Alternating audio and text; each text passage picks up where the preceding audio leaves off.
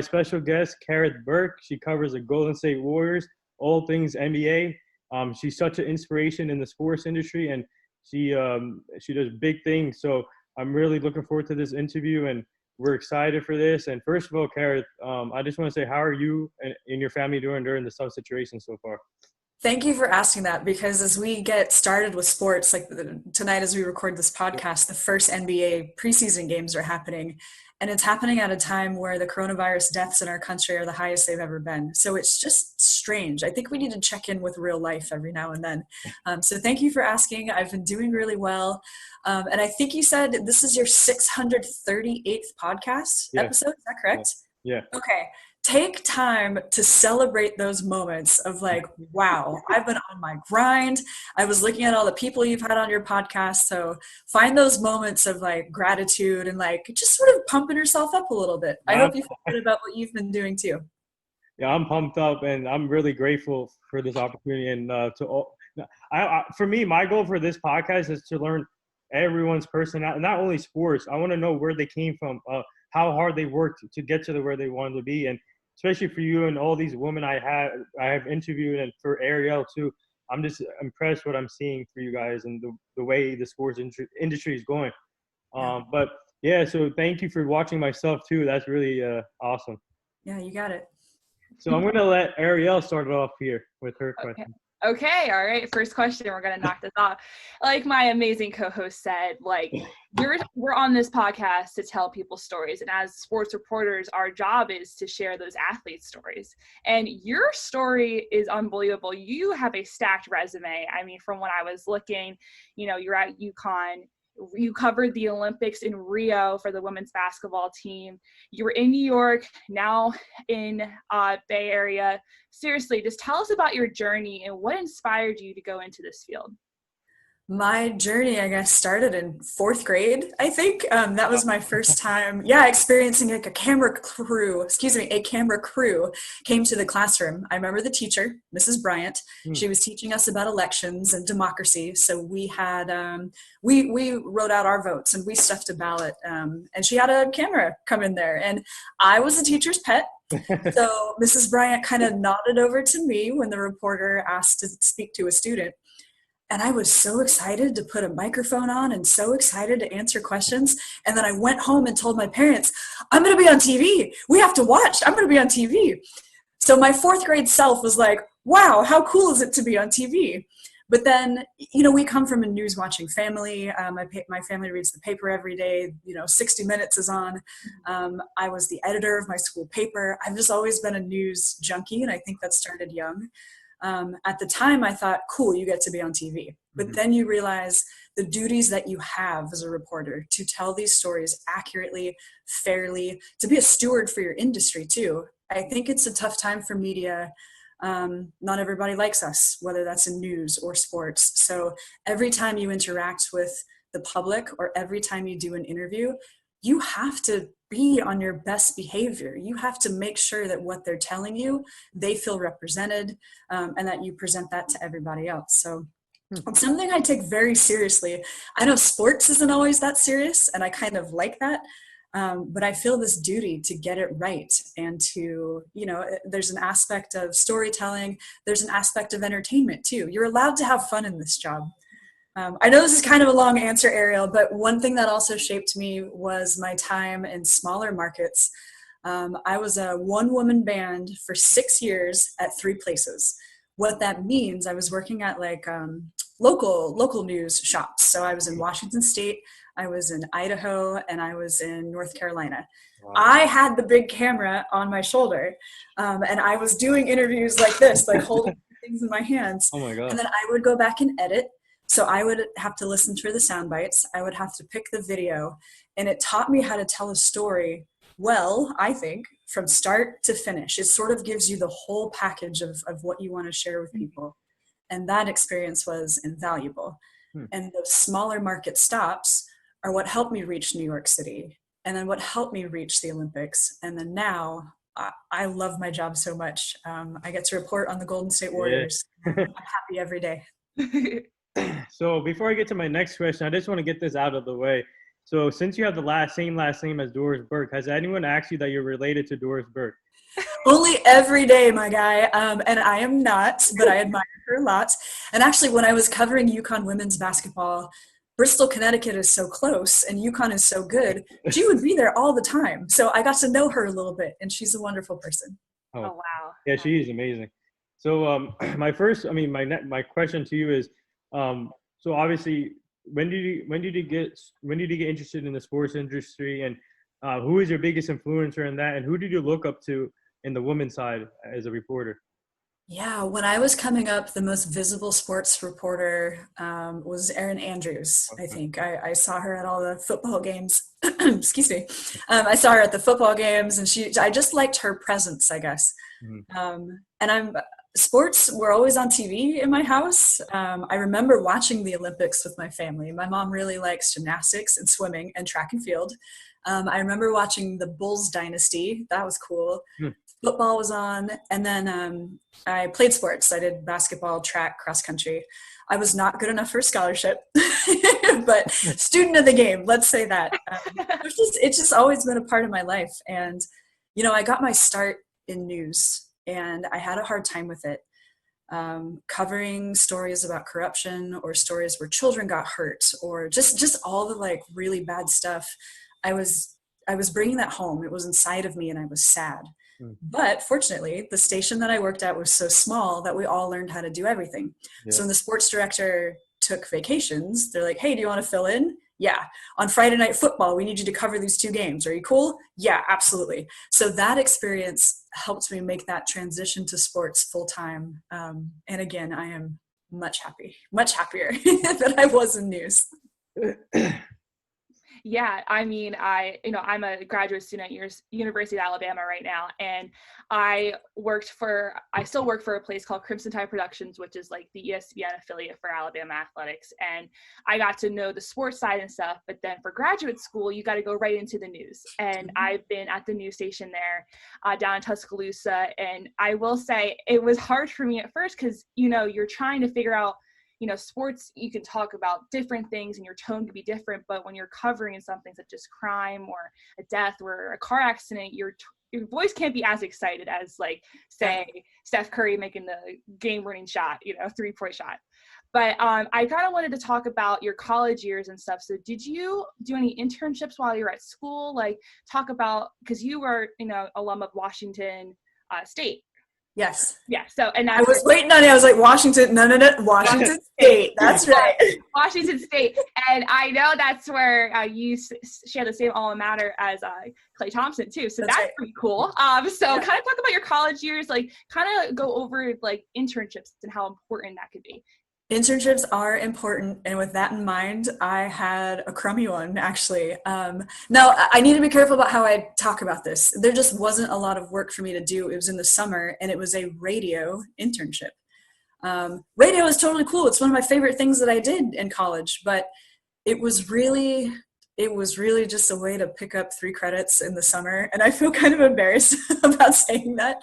But in college, I was so happy to explore radio as a DJ for 2.5 years. It's just me in the booth. My shift was 6 a.m. to 9 a.m. on Friday mornings. But, lots of music discovery during those times. And then I got better shifts as I went along. I wrote for the school paper. And then I did, starting my freshman year, classes at Cable 8, which was the student network. So they weren't always good shows. We thought it was hilarious, improv, sketch comedy, that kind of stuff. But what it was time in front of a camera. It was time editing. It was working with other people. It was learning from them. What do you do with the camera? How are you getting this shot? What are you visualizing? So it's all of that experience, even if I didn't know it at the time, was shaping who I was. And I remember my senior year thinking, if I can get paid for exactly what I'm doing right now, this is my dream. I'm doing exactly what I should be doing right now. So I do tell students that no experience will ever hurt them. Yeah, I did a radio internship. I ended up in TV, that was the first place that hired me. That's kind of how that decision was made. I always thought I would end up in print. But some of those things are out of your control. Just set yourself up the best way possible, and your path will show itself to you. Yeah. For sure, I agree. So my next question here, take me back to the take me back to when the Warriors gave you the opportunity to cover for them and report for them, and how grateful are you to be in this position, to be with the Golden State Warriors, a storied franchise, and a lot of players going in and out, a lot of star players too. So does it take me back to the first opportunity when you got the call, or how did it come about? Yes, I work for NBC Sports Bay Area, so I'm not a Warriors team employee, which is important to me because if I want to call myself a reporter, I can't be overly friendly with, do you know what I mean? There's that fine line to walk. I have the freedom to ask whatever I want to ask, and the Warriors are so great to work with as well. But I have that distinction for myself. And I need to answer this question by telling you about the time in my life. So I was working in New York City. My contract was just ending. And then my experience covering UConn basketball, men and women's, Gino Auriemma was going to be the coach of the USA team in Rio. Great. That was awesome. I had a relationship with him. And some of the players on the team, like Breanna Stewart. And then I was like, man, the Olympics to me are the pinnacle of sports. It was a lifelong dream to cover that. And at that time, when I got home from the Olympics, I think on a Sunday or Monday, I left New York City and moved across the country to San Francisco to be with the man who is now my husband. Oh, wow. So it was a time of like big changes in my life. And then I got to San Francisco and I did not have a job for 8 months. A job in broadcasting, that is. So I did some freelance stuff here and there. I worked at Whole Foods for a little bit. I worked at a PR company, but I thought maybe this broadcasting dream of mine was over. So I was sort of making peace with that. Like, okay, I covered an Olympics. I've covered championship teams. Cool. Okay. Is this the end? Am I going to be okay with that? So I was getting started on my plan B, but yet the universe had another plan for me. The woman who was the sideline reporter, Roz, left to go for TNT. And when her spot opened up, because I had a connection with NBC and because I had a resume that I'm proud of, they gave me a look. They knew I was in town. They just didn't have a spot for me. But during March, when Roz covered March Madness for the college level, I got to fill in for her for 2 games. Turns out that was an audition.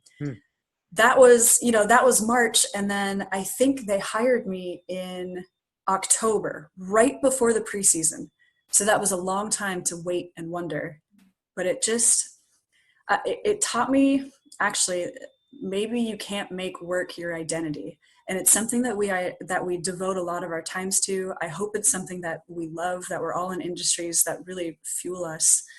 But it taught me to make sure I'm a person secure with myself first, that my family is good, that my house is in order, those kind of things. And then once I think I had that figured out, the most beautiful opportunity opened itself to me. And I don't really know how to tell that story. It feels storybook to me. That's awesome. That's really amazing.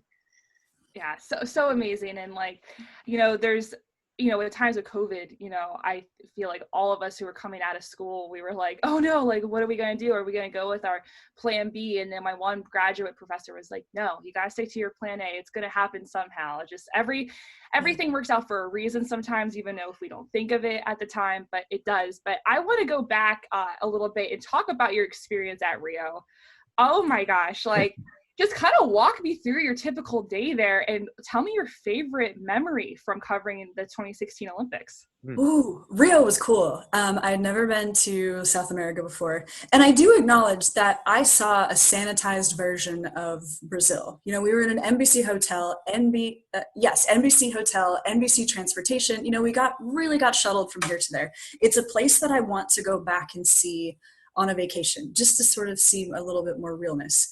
For what it was incredible. It was like, there's Bob Costas, there's Mary Carrillo, and we're all hanging out at the same hotel. It's really amazing for networking. Yeah. And to see how the sausage is made is pretty cool. They set up basically this city, this compound, satellites everywhere, tents everywhere, structures. And they got this off the ground from Rio. It was really cool. And then the team itself, absolute stars on this roster, absolute stars. Diana Taurasi, Sue Bird, that was the 4th gold medal for each of them. I'm leaving out Tamika Catchings. It was also her 4th gold medal. So you're just kind of in awe of the talent that you're around, which I need to check myself as a reporter, right? If I'm in awe of the people I'm interviewing, it's not going to be a good interview. I can't fangirl over any of these people. But there was a massive appreciation. I will say that. And then they set a record.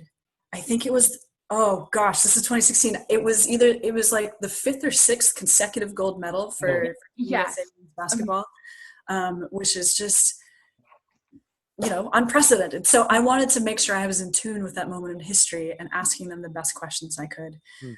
My favorite moment is a picture that I have with Diana Taurasi, who has a very expressive face. And in this moment, we're just starting the interview, she has her arms crossed and she's making what I will call a murder face at me, okay? She looks so like, and I'm trying to show people this picture. I'm like, I swear she likes me. I swear that was an okay moment. It was just like a freeze frame where she looks like she's trying to kill me with her eyes. So I have this, I have it framed upstairs. So it's like on my phone. That is my favorite moment because it just looks like she is ticked off at me. That's incredible. Oh my gosh, how iconic. Like that's something you're going to tell your kids like 20 years down the road someday. Yes. So speaking of Rio, did you get to cover, obviously you cover the women's, but do you get to cover the men's side too, or just the women's? Just the women's side, which fine with me. I love women's basketball. Yeah, I love the way they're growing. I love and especially for Becky Hammon. I hope she gets a job in the NBA pretty soon. She deserves it. She's really inspiring. Yeah. But my next question too is, so for you covering the Warriors, and obviously you've seen a lot of ups and downs, and plus you've seen a lot of ups too with championships, with KD there, Steph Curry, Draymond, and Clay. But now take me back to like before when they were growing. What do you like about the team that was building themselves and now they're trying to compete again? Yeah, that's a good way to put it. And I think my time with the Warriors has been a roller coaster as well. The first season, my rookie year, so to speak, covering the team was a championship season.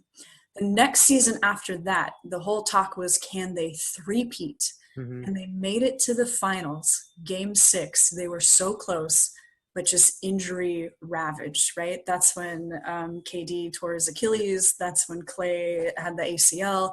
And there were other injuries leading up to that point. So it taught me, or it reinforced at least, how difficult it is to win a championship. And then last season, with Clay out, with no KD on the team anymore, and then Steph Curry having the broken hand, the Warriors went from the finals to 15 wins, the worst in the NBA. Mm-hmm. So fortunes can change very quickly. That's what I learned. So ahead of this season, I think there's a lot on Steph Curry's shoulders. I think he's putting a lot on his shoulders. He recognizes that he's the oldest guy in the locker room, the most experienced. I think, it's fun to speculate about if this could be another MVP season for him. But I see like a seriousness in him to guide the team and to teach. The same thing with Draymond, and that was an emphasis of his last year's as well. Kelly Oubre is an interesting addition. Andrew Wiggins is an interesting addition. He only got, I think it was 12 games with the Dubs last year after the trade deadline, and then before coronavirus ended things. So he's like new but not new, but now he gets to start from day one. So I think for the Warriors, it's all about coming together again, finding their chemistry, because chemistry is something that you have to work on every year. It does change. And then making sure they always have good habits. It's good habits in practice lead to good outcomes in games. Right. Mm-hmm. I agree with that. And I want to kind of still talk about the Warriors and stuff, especially with, like you mentioned, all these injuries and stuff. And I want to get the viewpoint from you as a reporter. How difficult is it to cover injuries? Because if, even during a live game, you don't want to say the wrong thing and actually not be that's what they actually injured, or how, just kind of go over that overview, because as a reporter, that's a lot of weight on your shoulders delivering an injury, especially as a fan base as Golden State has. So kind of go over that with me. Yeah, injuries are the worst part of the job. They hurt my heart. I mean, you get to know these people, you want to see them succeed. And when they have long-term rehabs, you feel for them. Right. In the moment when I'm giving that update live during a game, I go through Warriors PR because their guys will go back into the locker room, they'll get the word from the medical staff, and then they give it to me. So word for word, I want to share what they told me with no additional speculation on my part. Not at all. I think what's not fair game to me, for me to say would be like, ooh, that looked like a knee injury. It might be an ACL. I am not a doctor. I'm not qualified to say that. Right. What I can say as a sideline reporter is stuff that I observed in the tunnel, like, Klay Thompson went back there with his arms around two teammates, but by the time he got to the locker room door, he was walking on his own. So I can do things that I observe with my eyes and ears in a responsible way like that. And that's what I want to do. Fans have all this curiosity about what is happening. So I will give the best insights I can while recognizing I am not a doctor. So so my next question here, obviously I had I'm sure you know about her dance camp mom on my show, and also I think hopefully she brings some energy to the team this year if they allow fans in the stadiums. But if they do, I'm hoping she's there, right in center. She told me she's really looking forward to coming back to the stadium and continuing her dancing moments. But so my next question to you, over the years you've been there, what do you like about their fan base? And obviously it's growing every year. And just tell me though, looking at the fans, what do they bring to especially for the players? No, I think he paused. Hello? Do we got you? Can you hear me? Yeah, you just paused a little bit. You were asking, you want to re-cue that question? You were asking what I think about the Warriors fans. Yeah, fans, yeah. Mm-hmm. Okay, the Warriors fans are, they know basketball. And the long-term fans, back when the team played in Oakland, and we're talking like, 70s, 80s, when the team was not that good, frankly, they are loyal. They love this team. Yeah. It is the Bay Area's team. I know they moved to San Francisco, but this team belongs to the Bay. Right. There have been fans who have suffered through a lot and now have the spoils of a dynasty. That's really cool. I enjoy talking to them. They have memories that really go back.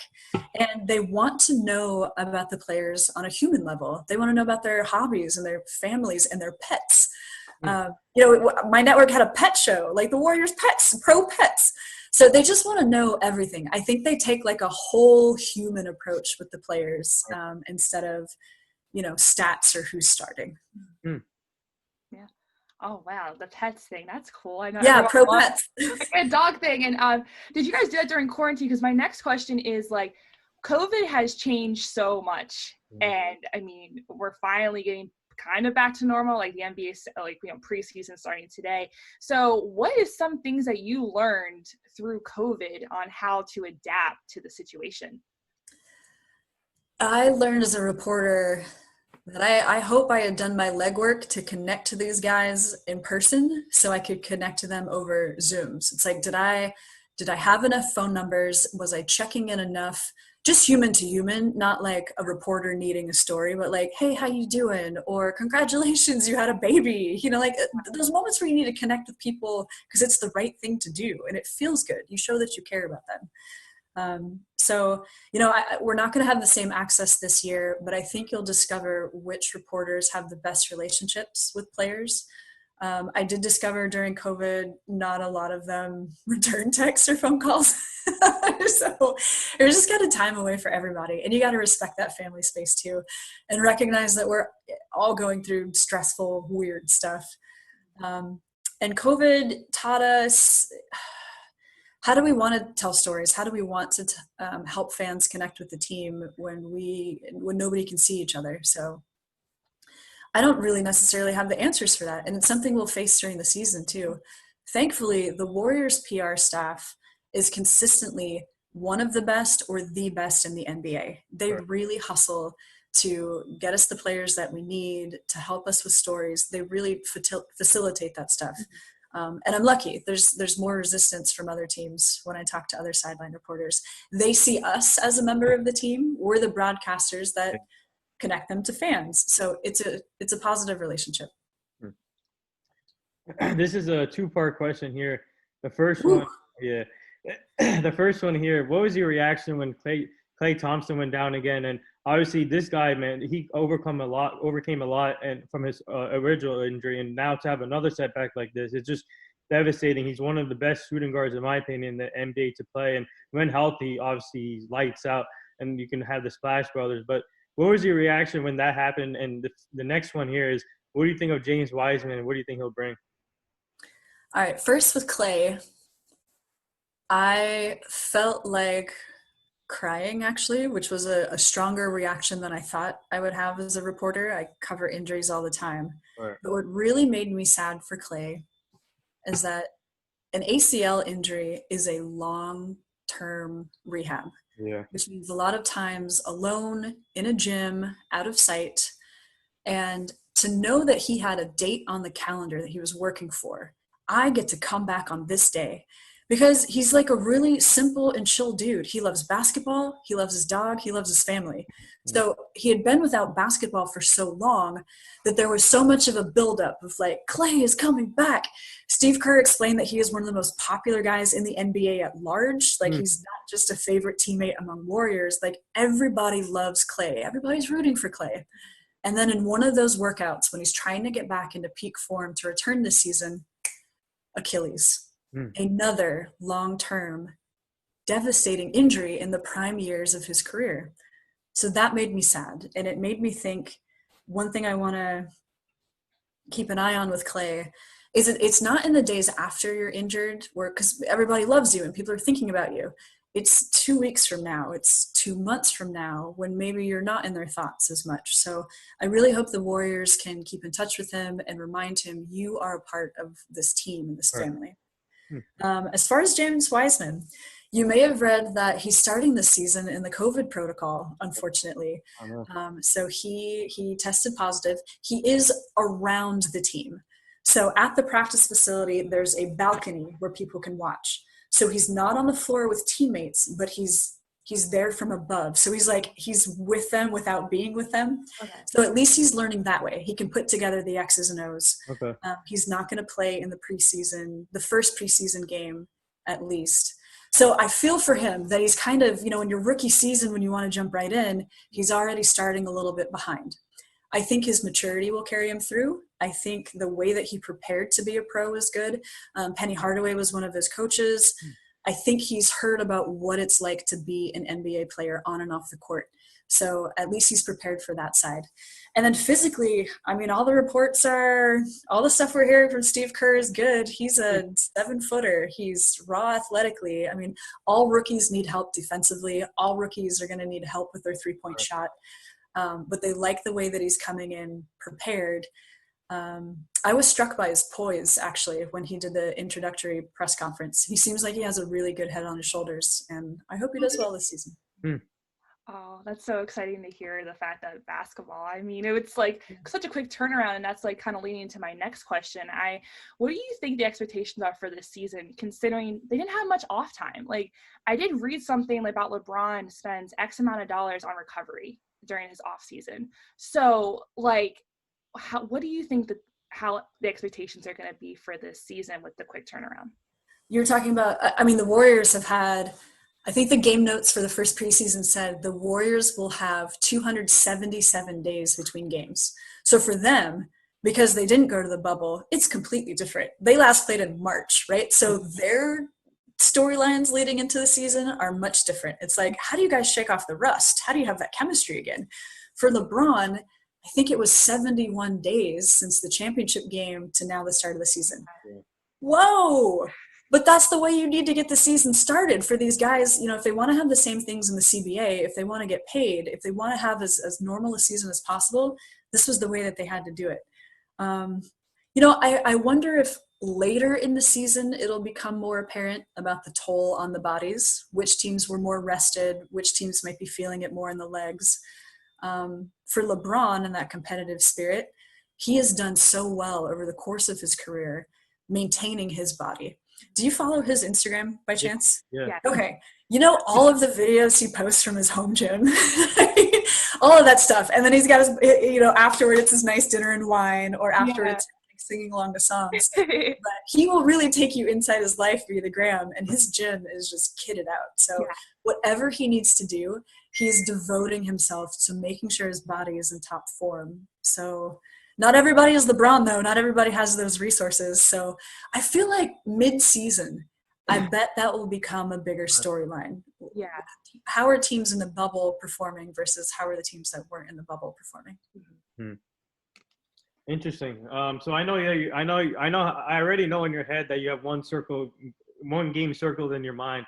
It's going to be opening day when the Warriors play the Nets, KD's former team, and when KD's playing with Kyrie. And what are you most looking forward to that game when you cover that one? And do you think KD will go out there with the vengeance? You know, I don't know if it's a vengeance. I feel like, you know, KD just posted something about year 14 for him. And because he's coming off the Achilles injury and he hasn't played for a while, I know he's going to want to make a splash. Competitors want to compete. Against his old team, I know people wonder about what the relationship is like, if it has soured. I am trying to tell people it is not as bad as you might think. I bet you, I'll say right now, I bet you there is a half-court hug for Draymond. They talk like brothers, as Draymond has put it, and brothers fight, okay? They don't always see eye to eye, but I really think everybody is at peace. Right. When it's time to compete on the floor, they'll go hard against each other, but you're going to see a lot of handshakes and hugs afterward, I promise you. When the Warriors last visited Brooklyn and KD was sidelined with the Achilles, afterward, there was like a line of people just waiting to say hi to him. You know, it is a lot friendlier than people think. Competition-wise, it's going to be awesome. Yeah. Oh, I can't wait. I'm so excited. I know. And I just kind of want to switch gears. I want to talk about you for a second. So at this point in your career, like, I mean, when you go out of school, they ask you, where do you want to see yourself in 5 years? And, you know, that typical, like, okay, like, yeah, like I know, but I want to talk about so far at this point in your career, what has been the hardest obstacle you've had to overcome? That's a good question. And I want to pause. I think the biggest hurdle for my career is one that I put in front of myself, and it's self-doubt. And it's wondering, why am I here? Do I deserve this? Am I good enough? And maybe some people listening to that are like, what are you talking about? But I want people to know, like, it's so surreal to have this reflected back at me. Like, students say, I want your job. I want to be like you. And I'm like, oh, I guess I'm that person that they aspire to be. Whereas me, inside of myself, I'm just like, I'm just doing this job, you know? Yeah. So I always want to have that humility. And maybe I want to embrace more my own power or my own ability to do things. I'm struggling with the words a little bit, but I think it's self-doubt, and I really need to get over that. And I don't know when I'll get over that or why I even have it, but I do want to connect it to the more positive things like humility and being down to earth and helping people. I love that. So obviously, in this generation is all about networking and connecting with people. So for you, what's it like connecting with all these other reporters in the NBA? And like you said, Aaron Andrews, you look up to. But what's it like just connecting with, like, for example, Allie Clifton from the Lakers? She's another great one. And Roz, the one who you took over. But what's it like just making those connections, networking with them, and sharing your stories? Yeah, for sideline reporters, I mean, there are 30 teams, so there are 30 of us doing this job in the country. So we get to know each other. We see each other at games. Hey, how you doing? Friendships bloom from there. It's often comparing notes, too. It's like, what is this player like to interview? Or what's the best way to approach your team's PR if I want this? It's where do you get dinner recommendations when you're in town? So there's a friendliness there. That's pretty nice. The grind of a Warrior season, and given I chose this life and I like it, But you are away from your family in ordinary situations. There's a lot of travel. There's a lot of buses. There's a lot of hotels. There's arriving to an arena and figuring out, like, where's the locker room? What's the Wi-Fi? Where's the bathroom? Okay, like my world definitely, my world shrinks during the season. I don't really plan doctor's appointments. I don't see my friends a lot. It's like basketball. I know what I'm doing today and I know what I'm doing tomorrow, and I don't really know anything beyond that. So it's a strange way to live. And then, I pack a lot of stuff into the off season. My summers are really full. And having friends, having other sideline reporters to commiserate with and to see how they're doing and to ask, is this normal? It's nice to have those people as sounding boards. I just I always ask myself, like, where do I want to be at the end? And I would love to cover sideline for NBA someday, or even the WNBA. I think that's a league that's so up, well, it is, on the rise, and I would love to be a part of that. And just you kind of walking through that, the grind, that makes me excited for what the opportunities are to come. And I want to ask you this one question that if I talk to a reporter who has experience, I always want to know, what advice would you give to younger girls who look up to you, would want to be a sideline reporter someday? Do you have a specific piece of advice you would give to them? Yes, it's two things. The first thing you can do is be prepared every day. There's no excuse for not being prepared. You need to know the storylines going into every game. I would say it's 70% knowing your team's storylines and 30% knowing the other team's storylines. So if something emotional happens in the game, you can give context for why. It's helpful to know a few stats, but usually what I do is just think about, is there a trend with the team lately? As a team, have they been shooting the 3-ball poorly? If they have an explosive night, why was that? What have you guys been working on in practice? Or did something push through for you mentally? Because I have to be prepared in the moment to ask my questions live. I have a producer in my ear, but that person is not feeding me questions. They're saying 30 more seconds, then wrap it up. Yeah. Or did you notice this? Or, we are collaborating, but my questions are mine on the fly, and preparation helps me there. Another question for women who want to be sideline reporters, or anyone, it's a job that anyone can do.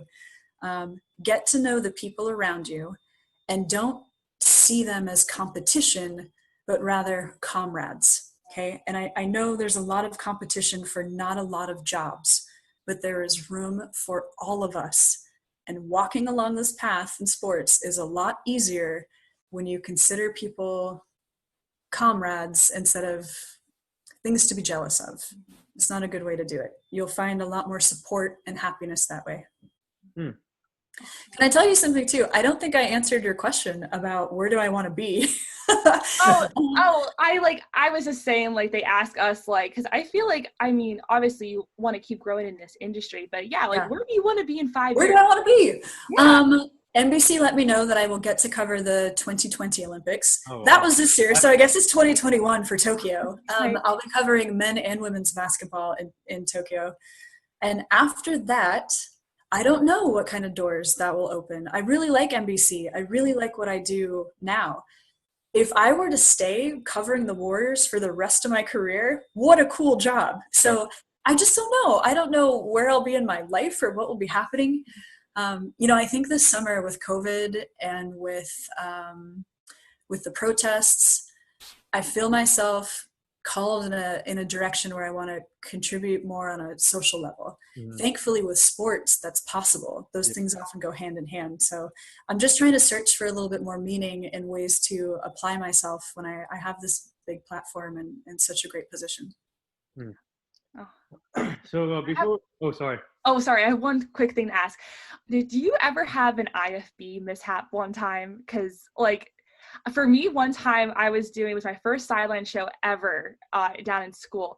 And the IFB went out 10 seconds before we were live. So I had no idea what was going on. So I had to kind of ad-lib a little bit of what was going on. I had no idea what the play-by-play guy was saying. Have you ever had funny stories like that happen to you live? Yeah, they don't feel that funny, do they? In the moment, they don't feel funny. When you look back on it, it's funny, but it's not funny in the moment. No, it's not funny. I mean, the only way that you can cheat there is if, does the camera person have their red tally light on? They didn't that time. I was looking for that, and the camera guy didn't know either. So I was just like, I had to look over at the cross the court to see if they were on or not. And I was like, they're not talking. I need to talk. So that was very scary for me. But have you got any camera things like that happen to you before? Yes. And that's where your preparation comes through, because if you need to talk about something very quickly, you got to have something to draw from. I've learned if for some reason, if my IFB goes out, what I will do is ask the cameraman to put the camera on me quickly. I will tap my ear so my producer knows. And then what I'll do is look at my notes and I'll actually pretend like I don't know I'm on camera. Okay. So I look away, I just look down, and then that will signal to everybody else that for some reason we're not communicating here. Because otherwise it's just you standing like this. Right? It's like, am I on? Am I waiting? What's happening? Yeah. So I just, Now there are times, Arielle, where I have blanked. I'm just about to go on and I completely lose my train of thought. That's why I have my notebook in front of me. And there's no shame in looking down. What I try to do is for the first like 15 or 20 seconds that I'm on camera, I try to have those parts memorized. And then I have no problem, like mid-sentence, peering down at my notes. And then I just start to read because I'm off camera at that point. So these are things that I have learned over like a decade though, and they don't always feel great, and anything that will go wrong, and exactly live, and you just got to deal with it. So it's really strange. The best thing to do, have a sense of humor about it. I've learned that whenever I make a mistake, smile and just kind of move along quickly. And then everybody else is kind of in on the joke with you. You don't become the joke. Yeah. I love that advice. I was wondering because I was terrified. So I was just standing there like I have no idea what to do. It was my first show, but I was kind of happy that it happened during my first, then like my 100th, Yeah, IFB, depending on what arena I'm in, the sound is either better or worse. Sometimes there's a hum. Sometimes I can't hear as well. One game, I think it was in San Antonio, it sounded like there were dinosaurs in my ear, and I was like, what is this Jurassic Park, like, screeching weirdness? And at that point, I just want to turn the IFB off. I just want to look at the tally light to let me know if I'm live. So, yeah, be prepared for everything. And you know what I did? Instead of just one ear with the IFB, I got two, which actually makes the IFBs like earplugs, which helps me get rid of the other sound. That's a good point. Pro tip. I love that. Yes. So I usually do this rapid fire segment with all my guests, but I don't know how much time you have left. So do you have time for a couple of rapid fires? Yes, if they're rapid, yes. Okay. All right. So my first one, Kawhi Leonard's laugh or Kevin Hart's laugh? Kawhi Leonard. Favorite food? Rice Krispie treats. Arielle, you got one or? Okay, hot chocolate or coffee? I don't drink coffee actually. Yeah, hot chocolate. Oh wow. Okay, let's see. LeBron or Michael? Oh. LeBron, because he's right in front of me. Do you know what I mean? There's that recency bias. I've seen LeBron more than I saw Michael. So yeah.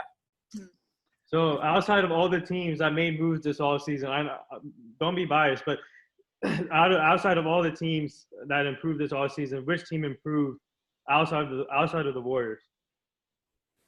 Which team improved the most? I'm keeping an eye on the Grizzlies again. I think Ja Morant and the young folks that they have there is really impressive. And you know what? The Mavs, even though they have Luka, I don't think they get enough props for how good they are. The Mavs are on the rise. Right. So, yeah, I'll say those two. Agree 100%. Favorite memorable game that you covered and favorite memorable interview you have done? Favorite game? It might have been the gold medal game for Team USA Women. But in the NBA, it had to be that series where the Warriors won the championship that I got to cover. Like I remember standing, they won the game in Cleveland, so they didn't get to celebrate at home, but they had so much history with Cleveland. And I just remember standing in the tunnel coming off the court and trying to corral interviews and getting Bob Myers and seeing Steph Curry with his family. So that series was cool. And favorite interview, anytime I interview Clay, because I don't know what he's gonna say. Anything can like turn into a meme or end up, spliced up for Bleacher Report or something. So anytime Clay's being Clay, it feels good. You got more, Arielle, or? Okay, let's see. I just want one quick rapid fire question. I could actually say, where do you see the future of women in this field in the next 5 years? Women are here. I get this question a lot, and it's a good one to ask because I think people wonder, what's the level of sexual harassment here in a male environment? Thankfully, in my experience, there are enough women around and enough men who are sensible about treating colleagues with respect that it has not been an issue. When I first started, I would look around a locker room and notice, oh, I'm one of the youngest people here and I might be the only woman today. Now I look around and that's not the case, and that feels really good. Sports are a place where women belong. They belong in that locker room. The athletes deserve the same respect as men. I see things getting a lot better. So the last few things here for me before we let you go, this is a question I've been bringing up to all my guests about the late Kobe Bryant, his daughter Gianna, mama mentality, and the rest of the people that were involved in the horrible crash. And he was one of my role models growing up. And it's still devastating because with his daughter in there, it's just horrible. And for you, obviously, you've been around the game a long time, and obviously you've seen the Warriors compete against Kobe too. For you, what did they mean to you as a reporter, and do you remember where you were at that day? And the last thing here, would you like to say anything to all the nurses, doctors, and the essential workers right now? Yeah. First on Kobe, where I was that day was on a hike. So I was in and out of cell phone coverage. I was with my husband. We had just stopped at a campground where there's a water fountain, and he happened to have service. So his phone started blowing up. And, he looked at his phone and he goes, oh my God, Kobe died. And then this other person pulled up, it was a bicyclist, and you could tell that they just got the vibration on their phone too, and they were looking. And I shouted to that person, I was like, Kobe? And they go, yeah. So you could feel, in the woods, you could feel the news hitting. And then just talking to the Warriors, I feel like for the next 3 weeks, there were Kobe questions and ways to honor Kobe and people sharing their stories about what he meant to their careers. So,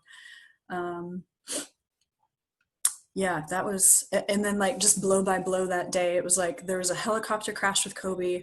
Kobe is deceased, and then, oh my God, his daughter was in the helicopter too. Yeah.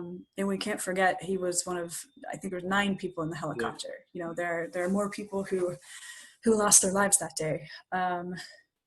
Oh, heavy. Okay, your other question was about nurses, dog. This is why I always leave off with this question. What do you like? Because they deserve everything. They're the real MVPs right now, and they deserve a pay raise. So would you like to say anything to them right now? You know what? We call these people heroes for a reason, but I also want to let them know that hopefully more people are listening, and that you don't necessarily want to be a hero. You want to be an ordinary person with the tools to do your job. So I hope you feel supported. I hope you have the PPE that you need. I hope your families are safe. Yeah. I hope they're fed. You know what I mean? Like, this is a hard time economically for a lot of people. Thank you for what you're doing. And I hope America comes to its senses that you should not be doing it for this long. I think everyone needs to take the steps to wear a mask, socially distance, wash your hands, and care about other people. So for what the healthcare workers are doing and the frontline folks, thank you. And I hope you get some relief soon. Yeah, well said. You have anything else, Arielle? No, I just want to say thank you so much for this open and honest conversation. Like, I mean, I've learned so much from you, and like, I'm so excited for our viewers to see this. Like, I mean, unbelievable. Aww. Thank you so much for your time. I know you are a busy woman, so I am so thankful that you got the opportunity to come. It's my pleasure. It's been a lot of fun saying yes, right? When people ask for stuff, it's like, yes, I have time for you. You can already tell by my messages that I don't give up.